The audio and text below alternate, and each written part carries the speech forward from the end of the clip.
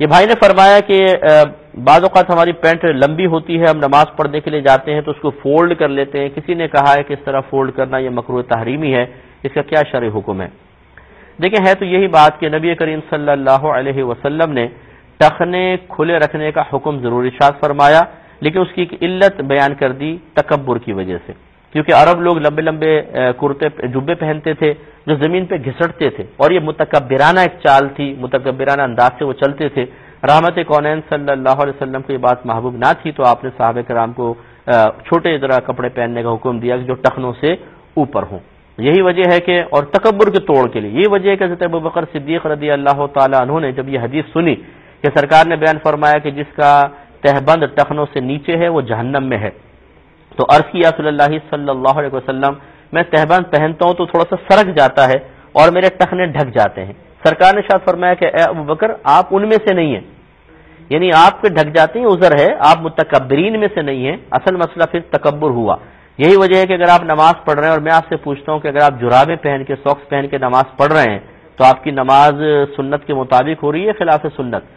ٹخنے تو کھلے نہیں ہیں، تو اس کا مطلب یہ ہوا کہ ٹخنے کھولنا کوئی ضروری نہیں ہے، یہ بالکل سنت کے مطابق آپ کی نماز ہوگی۔ اصل ہے تکبر کا توڑ،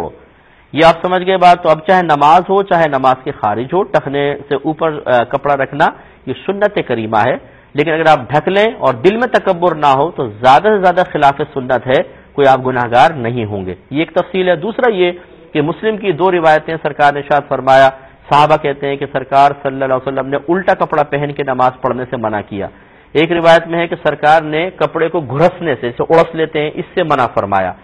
تو جب مطلقاً کوئی سرکار کی طرف سے کسی شے کی ممانعت آتی ہے، مطلقاً کا مطلب وداؤٹ اینی کنڈیشن، بس سرکار فرمایا ایسا نہ کرو،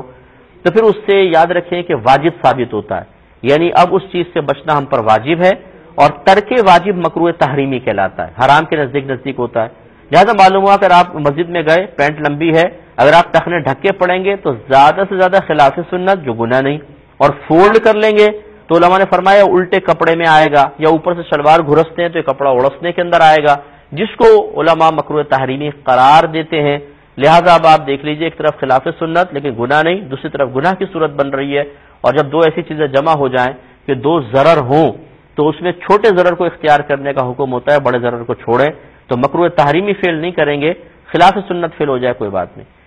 اس صورتحال میں یہ نہیں کہ خلاف سنت فعل کرتے رہیں، اور بہتر یہ ہوتا ہے کہ آپ نماز کے لیے علیحدہ کپڑا رکھیں جو کہ ٹخنوں سے اوپر آپ نے سلوایا ہو، لیکن یقینی سی بات ہے آفیسز وغیرہ میں ہوتے ہیں، مارکیٹ میں ہوتے ہیں، تو وہاں پر ایسا نہیں ہوتا کہ آدمی ہر ایک ایسا لباس پہن سکے، کچھ آفس کی ریکوائرمنٹس بھی ہوتی ہیں، تو ایسی صورت میں بلا کراہت آپ مسجد میں آ کر ٹخنے چاہے ڈھکے ہوں آپ ایسی نماز کو ادا کریں، فولڈ نہ کریں، یہی بیسٹ ہے، جسے تفصیل ہم نے آپ کی خدمت میں عرض کر دی ہے۔